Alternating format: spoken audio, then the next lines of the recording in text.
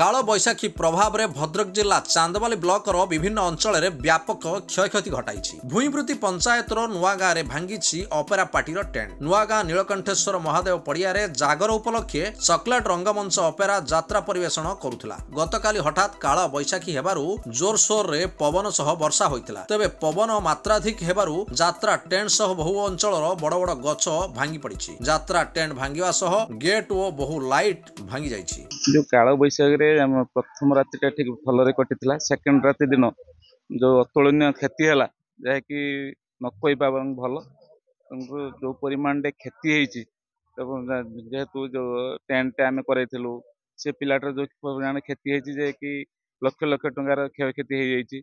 यात्रा मालिक जो परिमाण क्षति होती भी केवल तुलना करहबना।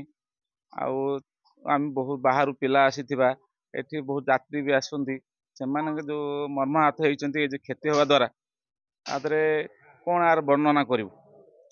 ये क्षेत्र में जदि सरकार किसी सहायता थाए आपण टीवी जरिया आमको साहाय्य मिलो या तो बहुत उपकृत हो। दीर्घ दिन धरिकी आमर ये परंपरा शिवरात्रि उपलक्षे यात्रा पूजार आयोजन करा हुए। एठी आमे प्राय 300 रु ऊर्ध हरिजन श्रेणी लोक एमाने चाषबास श्रेणी लोक चाषी मूलियार लोक एमाने किसी आय आगु नाला गाँव में चांदा भेदा करी जहाँ परंपरा ये अनुष्ठान टी आम चलैक आसलु।